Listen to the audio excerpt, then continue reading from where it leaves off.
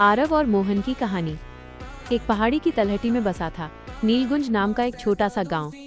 इसी गांव की गलियों में दो दोस्तों की जोड़ी मशहूर थी, आरव और मोहन। आरव जहां शांत और बुद्धिमान था, वहीं मोहन चंचल और बेहद नेक दिल।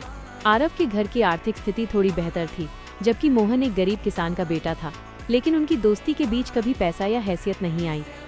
सपनों का शहर और परीक्षा की चुनौती। दोनों दोस्तों का एक ही सपना था, शहर के बड़े कॉलेज में दाखिला लेना और अपने गांव का नाम रोशन करना।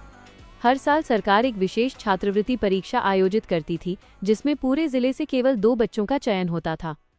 आरव ने ठान लिया था कि वो और मोहन ही वे 2 बच्चे होंगे। आरव रोज शाम को पीपल के पेड़ के नीचे मोहन को गणित और विज्ञान के कठिन सवाल हल करना सिखाता।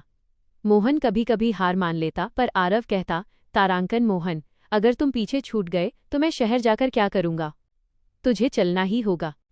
परीक्षा का दिन और अनहोनी। आखिरकार परीक्षा का दिन आ ही गया।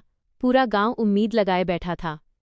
मोहन सुबह से ही घबराया हुआ था, उसका चेहरा पीला पड़ गया था। जैसे ही परीक्षा हॉल में प्रश्नपत्र बटा, मोहन को अचानक तेज चक्कर आया और वो अपनी मेज पर गिर पड़ा। उसे तेज बुखार था। कमरे में सन्नाटा था। शिक्षक मोहन की ओर दौड़े, लेकिन आरव ने देखा कि मोहन की हालत बिगड़ रही है।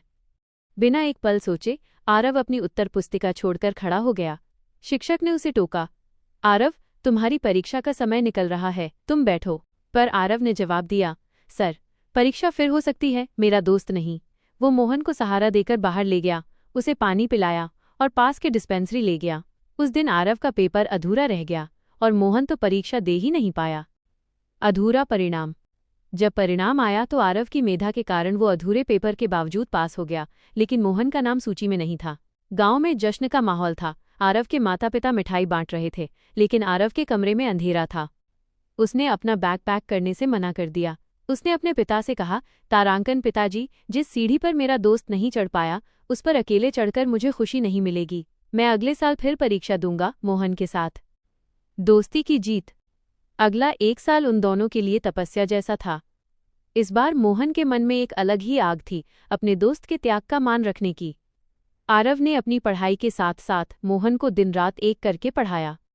अगले साल जब परिणाम आया तो इतिहास रच दिया गया। जिले की टॉप लिस्ट में पहले और दूसरे स्थान पर आरव और मोहन के नाम थे। पूरे गांव की आंखों में आंसू थे।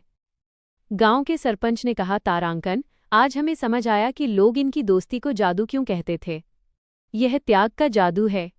सीख, मॉरल ऑफ द स्टोरी। सच्चा मित्र वही है जो आपकी सफलता में बाधा नहीं बनता, बल्कि आपकी विफलता में आपका हाथ थामकर आपको फिर से खड़ा कर देता है।